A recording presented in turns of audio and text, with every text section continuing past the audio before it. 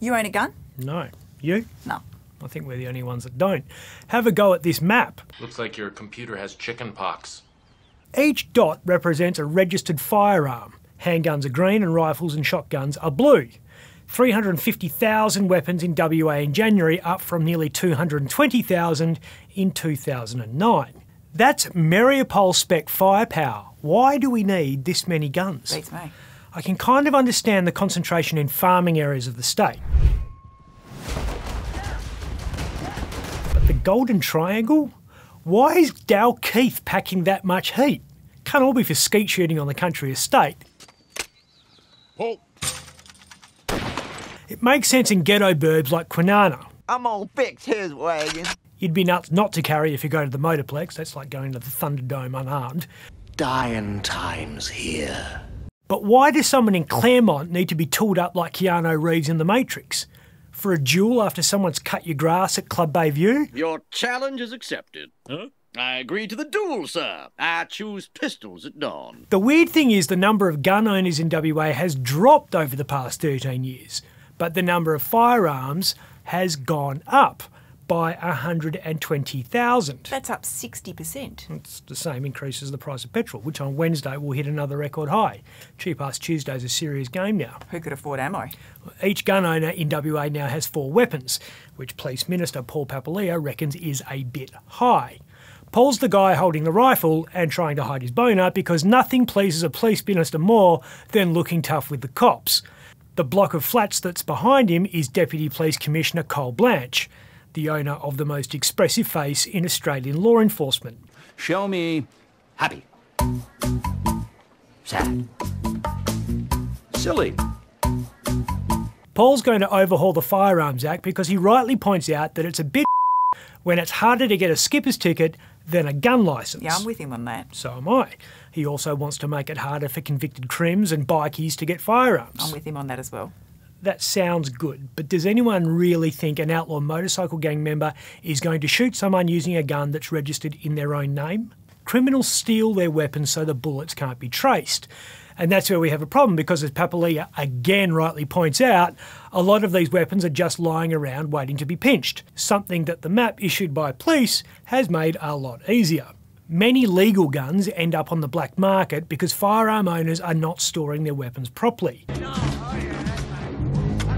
So we should all hope that as part of this review, the Minister looks hard at the penalty for failing to secure your gun. Not everyone will be happy. Well, the problem with gun nuts is they're nuts. For every responsible sports shooter out there, there seems to be some prepper who's convinced they are coming for them. If I didn't have this gun, the King of England could just walk in here anytime he wants and start shoving you around. Remember John Howard's crackdown after Port Arthur? The Prime Minister of Australia wears a bulletproof vest because there's a credible threat someone might take a shot at him. There are a lot of crazies out there. Having said that, do we need the tactical response group to be there when the police minister's having his photo taken? We have the TRG and the gang response team in every political photo shoot at the moment. That never used to be the case. This is a new thing. That's Attorney General John Quigley talking about his new bikie laws. And he's got someone in a bulletproof vest behind him at the press conference. What do you think's going to happen, John? A coffin cheater's going to break into police headquarters and get you in the Wapole media room? It could happen. I have never seen the WA Police Force politicised the way it's been in the past couple of years.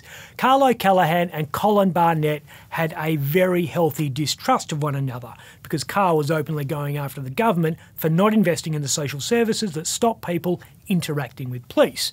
Before Carl, we had Barry Matthews. Matthews and Michelle Roberts hated each other's guts.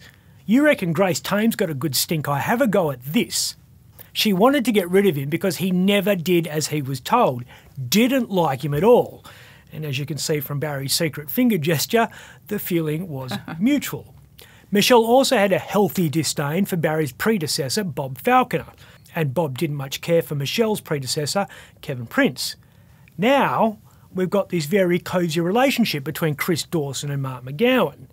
Our police chiefs used to arrest premiers.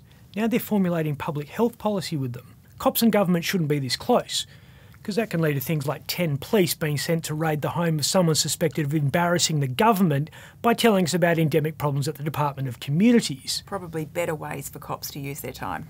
Getting their legal briefs in order, for example. There was a quiet court appearance in Armidale today by a guy whose name might ring a bell. David Pye. David Pye. David Pye. David Pye. David Pye. David Pye. Here's a little crime scoop for Up Late viewers.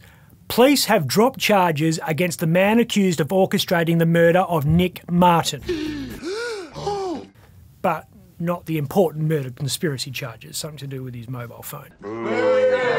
Ah, that's just shameless clickbait. 6 charges relating to data access orders have been discontinued against Pye, and he's been awarded $3,126 in costs. When Dave was arrested in the King Street car park last year, the cops wanted to see what was on his phone.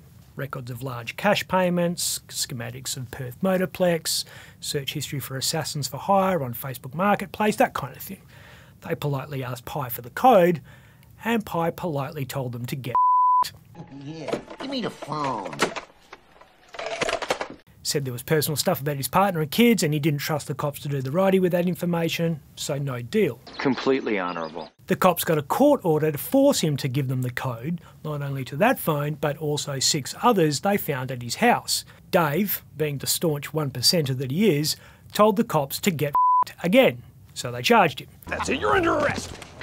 Case closed. He pleaded guilty to one of the charges, the one that related to the phone he was carrying when the cops nabbed him in the car park, but his lawyer, WA bikie whisperer Paul Holmes, was contesting the others.